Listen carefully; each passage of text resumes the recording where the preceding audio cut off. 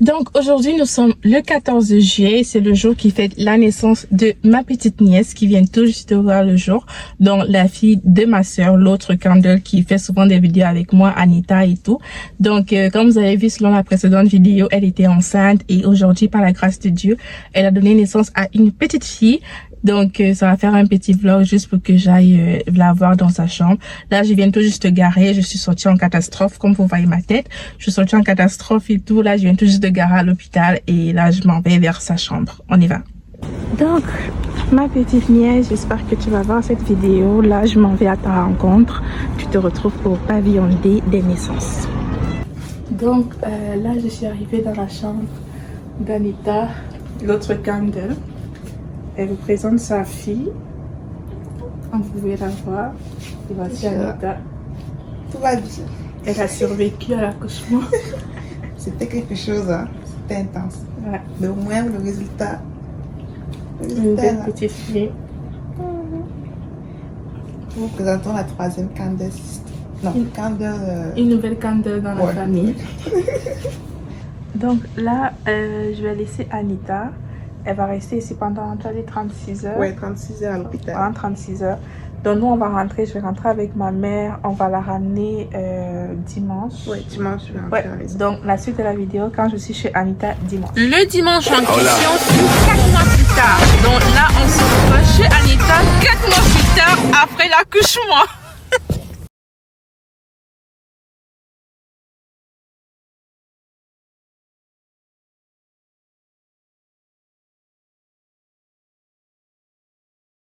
Donc là, comme vous voyez, je suis avec ma soeur, enfin l'autre Candle de la chaîne. Ça fait 2 ans qu'elle n'a pas été sur la chaîne, mais aujourd'hui elle nous fait l'honneur de sa présence. Donc là voici, elle s'appelle Anita. Attendez, elle-même va se présenter.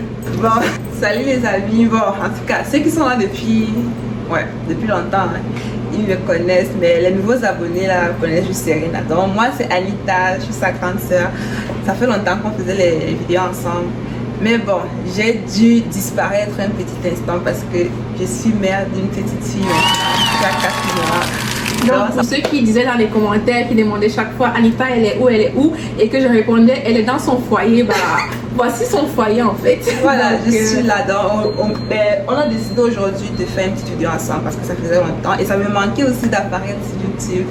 Donc c'est ça. Pour l'instant, ma petite fille est en train de dormir. On profite pour faire le tour. Voilà, c'est ça.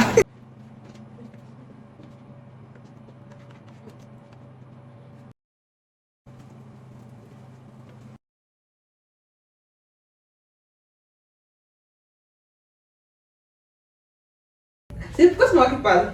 Mais c'est l'histoire de qui? Mais c'est quoi?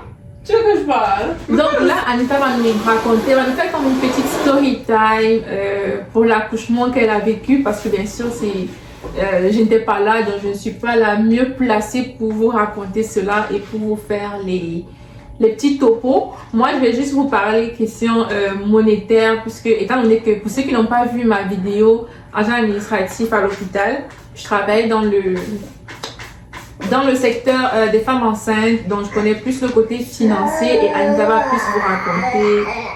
Oui, tu as raison. Elle va plus vous raconter le côté histoire, on va dire. Donc, je passe la parole à Anita. Elle va commencer son suivi, comment ça s'est passé, et puis je t'écoute. Donc, moi je suis tombée enceinte à peu près vers le mois de novembre. Après ça, vu que j'avais un voyage prévu pour le mois de décembre pour mon pays, le Cameroun, je n'ai pas forcément contacté les cliniques ici au Canada. Donc, je suis partie au Cameroun, j'ai profité de mon séjour, même si c'était un séjour assez compliqué avec beaucoup de vomissements, nausées et tout ça. Donc je suis restée au Cameroun. Sur place au Cameroun, j'ai quand même fait une échographie. C'était juste une façon pour moi de confirmer que je suis enceinte. Ce qui était le cas. Après ça, lorsque je suis revenue du Cameroun, j'ai contacté une clinique qui n'était pas très loin de chez moi. Je leur ai dit je suis enceinte. Ils m'ont demandé depuis combien de temps. J'ai donné la date, les dates de mes dernières menstruations. Après ça, sincèrement, ils m'ont pris, je vous dirais, ils m'ont pris en charge tout de suite. Ils m'ont dit, ok, on vous donne rendez-vous à la clinique, vous allez venir rencontrer la gynécologue. Après, j'ai été tout de suite suivie par un gynécologue. Je sais pas vraiment si c'est comme ça pour tout le monde. Et en tout cas, ça a été très rapide. À ce moment-là, j'étais déjà à 3 mois, voire 4 mois de grossesse déjà. C'est à ce moment-là que j'ai commencé à être suivie par la gynécologue. Les suivis en fait se font à chaque mois. Disons à chaque mois, tu rencontres la gynéco, elle check vraiment ton ventre, si tout évolue comme il faut, ton poids, elle te pose quelques questions et puis elle te prescrit certains médicaments en fonction de tes résultats. Après ça, j'avais des suivis aussi à l'hôpital, on me faisait des prises de sang. Et puis j'ai eu une échographie.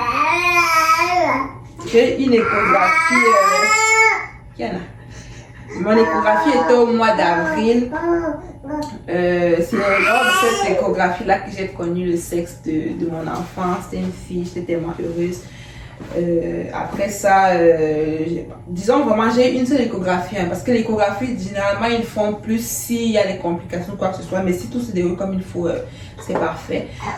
Rendu vers mon dernier mois, je dirais, de grossesse, les rendez-vous ont commencé à être vraiment plus rapprochés, je dirais, à chaque semaine, je vois la gynéco. J'ai trouvé ma grossesse très, très, très longue, parce que j'ai accouché à 40 et plus, presque 41 semaines. J'ai failli être déclenchée parce que j'avais dépassé ma date d'accouchement. En plus de ça, ma mère est venue spécialement pour l'accouchement et j'étais très, très, très, très, très heureuse. Elle a pu assister à tout ça, elle était à côté de moi avec mon chéri aussi. C'était vraiment un moment merveilleux. Ma mère a tout vu. Je pense que c'est même elle qui serait peut-être mieux placée pour me raconter tout. Mais elle a vraiment été d'un très très grand soutien, ainsi que mon copain. Donc, comme j'ai dit, lors de l'accouchement, j'étais à 40 et plus. Les contractions, je pense que c'est la pire douleur que j'ai jamais eue de ma vie. Je compare ça à rien parce que je pense qu'il n'y a rien de comparable à des contractions. Ça faisait extrêmement mal. La douleur était insupportable. J'ai pris la péridurale après plusieurs heures d'attente quand même. Vers la fin, ils voulaient me faire une césarienne, mais une chance que la petite a décidé de sortir d'elle-même. Et enfin, je l'ai eu. Donc, en ce qui concerne vraiment l'accouchement ici, moi personnellement, ça m'a coûté $0. J'ai rien payé. Puis, je pense que Serena connaît plus vraiment comment ça se passe. Mais pas comment ça se passe l'accouchement, mais genre les frais et tout. Parce que moi, je lui ai dit, j'ai rien payé, tout était gratuit. Je pense que c'est comme ça pour tout le monde. Et là, elle m'a fait comprendre qu'apparemment, non, ça dépend vraiment de votre statut, c'est ça, hein? Oui, effectivement, parce que justement, dans son cas, elle avait la carte d'assurance maladie. Donc, quand vous avez la carte d'assurance maladie, vous êtes couvert pour certains frais, surtout pour l'accouchement, ce qui est bien. Donc, vous êtes couvert au complet pour l'accouchement. Maintenant, j'ai eu certains cas, par exemple, où des gens, parce qu'il y a des gens, par exemple, qui vivent ailleurs, qui veulent venir juste accoucher ici au Canada. Dans ce cas-là, j'avais une autre fiche concernant les frais, dont les frais pour ceux qui n'ont pas la carte d'assurance maladie. Et à l'époque, c'est-à-dire il y a 2 ans, je pense, en tout cas quand j'étais encore là-bas, ça coûtait comme dans les 15 600 $. Donc c'était 15 600 $ que je disais à tout le monde. Wow. 15 600 $, ça c'est juste pour l'accouchement, hein, ça ne compte pas à chaque fois que tu viens faire le check-up, on va dire, dans le suivi. À chaque fois que tu viens faire le suivi, il fallait payer, je pense que c'était 169 $ que je faisais payer à chaque fois que tu viens pour voir ton gynécologue. Donc, c'est clair que accoucher ici au Canada, ce n'est pas moins cher. On va pas dire que c'est moins cher et tout. Et il y a certains cas, par exemple, des gens qui sont étudiants, qui malheureusement ou bien heureusement, elles tombent enceintes et puis comme elles n'ont pas la carte d'assurance maladie, mais si vous avez une autre assurance, parce que là ça va dépendre, parce qu'il y a certaines autres assurances qui peuvent couvrir les frais pour l'accouchement et d'autres non.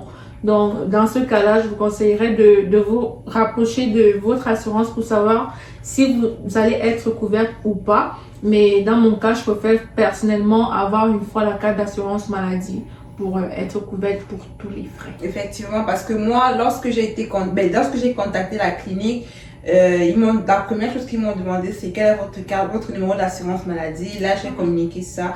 Et après, tout a été vraiment gratuit, que ce soit l'échographie,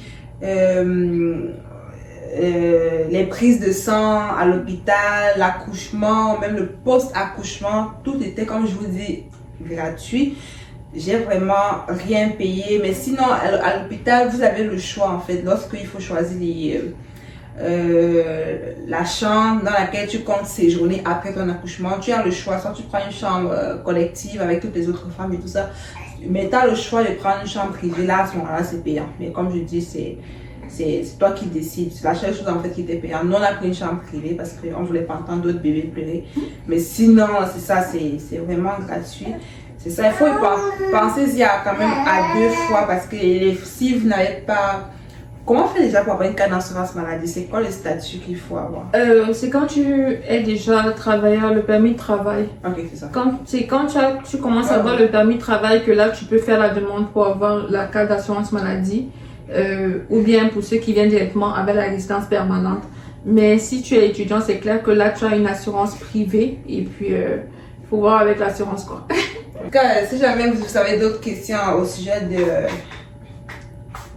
de tout ce qui est accouchement, bébé et tout, n'hésitez pas à nous laisser les commentaires et tout. Puis, mais vous inquiétez pas, même si je ne suis pas de temps en temps sur la chaîne, j'observe tout. Puis franchement, merci. Parce que des fois, je vois des commentaires tellement gentils. Merci d'accompagner Serena parce qu'elle est trop bonne dans les vidéos qu'elle vous donne. Elle vous partage tellement de bonnes informations. Des fois, même moi, je suis comme waouh, je savais même pas ça. Donc, ceci met fin à cette petite vidéo. J'espère qu'elle vous a plu. Là, ma soeur a terminé une maîtresse. Je vais bientôt rentrer à la maison pour la laisser profiter du reste de sa journée. Oui, en tout cas, c'était une très belle vidéo. Ça m'a fait plaisir de revenir sur la chaîne et peut-être à bientôt. Hein. Ah, je l'espère.